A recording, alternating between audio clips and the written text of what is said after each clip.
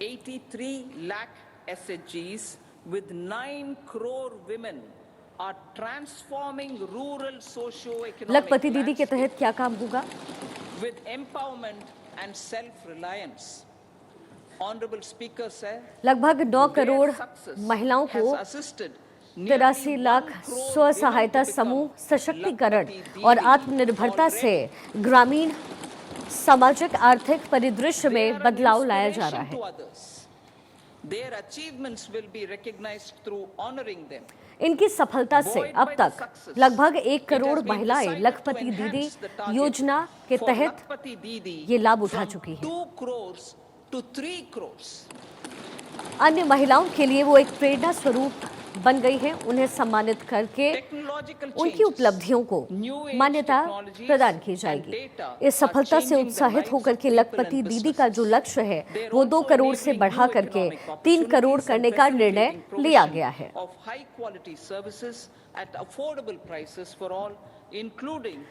Technology में बदलाव, नए युग की टेक्नोलॉजीज और डेटा लोगों के जीवन और व्यापार में बदलाव ला रहे हैं।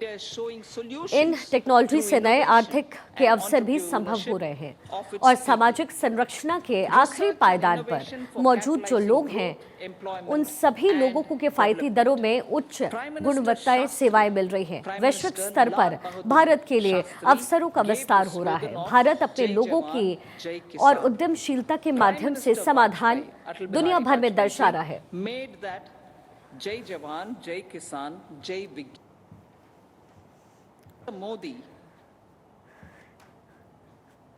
प्रधानमंत्री लाल बहादुर शास्त्री जी ने जय जवान जय किसान का नारा दिया था। प्रधानमंत्री वाजपेयी जी ने प्रधानमंत्री अटल बिहारी वाजपेयी की तरफ से जय जवान जय किसान और जय विज्ञान बना दिया। प्रधानमंत्री मोदी जी ने इस नारे का और विस्तार करते हुए इसे जय जवान जय किसान जय विज्ञान और जय अनुसंधान बना दिया है और इसके तहत काम होगा।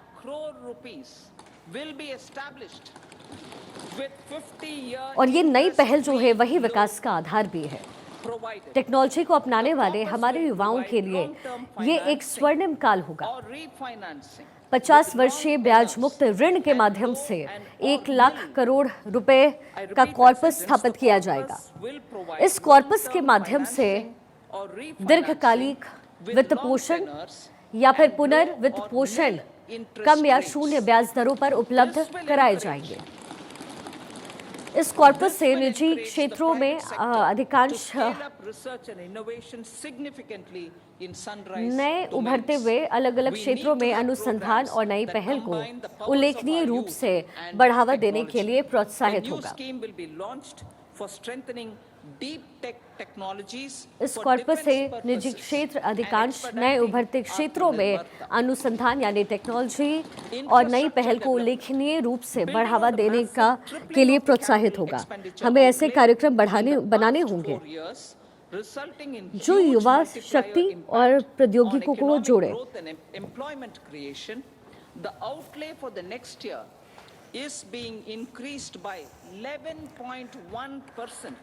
पिछले 4 वर्षों में पूंजीगत व्यय में 3 गुना बढ़ोतरी की गई है, जिसके परिणाम स्वरूप आर्थिक विकास में कई गुना वृद्धि को आगे बढ़ाते हुए अगले साल के लिए परिव्यय को 11.1% बढ़ा करके 11,11,111 करोड़ रुपए आवंटित किए जा रहे हैं। ये सभी घरेलू उत्पाद का 3.4% होगा। रेलवे के क्षेत्र में 3 प्रमुख आर्थिक रेल गलियारा कार्यक्रम क्रियान्वित किए जाएंगे, जो इस तरीके से है: ऊर्जा, खनिज, सीमेंट गलियारा। दूसरा नंबर है पतन संपन्नता गलियारा। तीसरा अधिक यातायात वाले गलियारा। बहुविध मॉडलों वाली संपर्कता को संभव बनाने के लिए प्रधानमंत्री गति शक्ति के अंतर्गत इन परियोजनाओं की पहचान की गई है। इस व्यवस्था संबंधित काम से कुशलता बढ़ेगी और लागत में कमी आएगी। इसके परिणाम स्वरूप अधिक यातायात वाले गलियारे में भीड़ कम होगी और यात्री ट्रेन में के परिचालन में सुधार होगी। 40,000 normal rail bogies will be converted to Vande Bharat इससे हमारी जीडीपी की विकास दर बढ़ेगी और लागत में भी कमी आएगी। Safety, convenience and comfort of passengers. Aviation sector. यात्रियों की सुविधा, आराम और सुरक्षा को बढ़ाने के लिए 40,000 सामान rail Number of airports have doubled में to बदलाव लाया 149. जाएगा। Rollout of air connectivity to tier 2 and tier 3 विमानन क्षेत्र में बदलाव। पिछले 10 वर्षों में विमानन क्षेत्र में काया पलट किया गया है। हवाई अड्डों में दोगुनी उसे बढ़ा करके 149 हो गई है। Indian carriers उड़ान योजना के तहत टियर 2 और टियर 3 के शहरों को बड़े पैमाने पर हवाई मार्गों से जोड़ा गया है। 517 नए हवाई मार्ग 1.3 करोड़ यात्रियों को उनके गंतव्य तक पहुंचाने का काम सरकार कर रही है। देश के विमान कंपनियां देश की विमानन कंपनियों की तरफ से 1000 से ज्यादा अधिक नए वायुयानों का ऑर्डर देकर पुरजोर तरीके से आगे बढ़ रही है।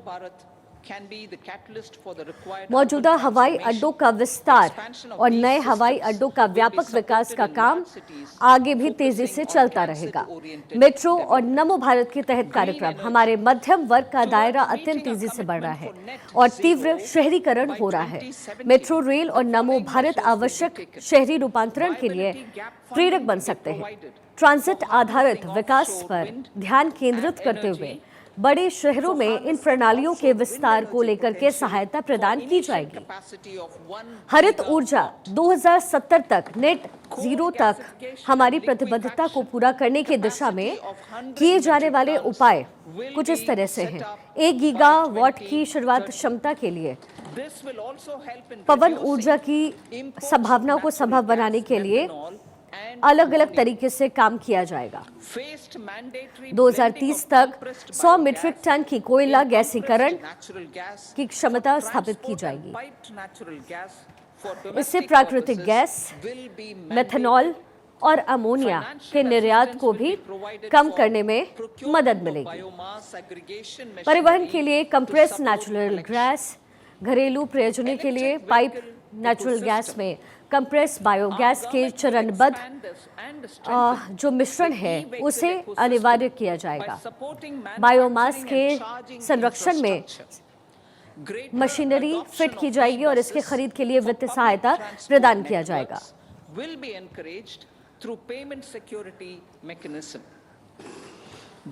हमारी सरकार ई वाहनों के निर्माण और चार्जिंग अवसंरचना को सहायता प्रदान कर ई वाहन इकोसिस्टम का विस्तार और सुदृढ़ीकरण करेगी।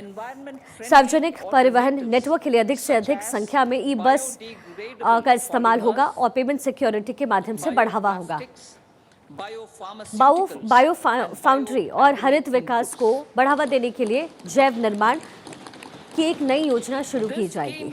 ये योजना जैव क्षेत्र में यानी कि प्लास्टिक और इन तमाम चीजों को पीछे छोड़ेगा, इसके उपयोग को बंद करेगा।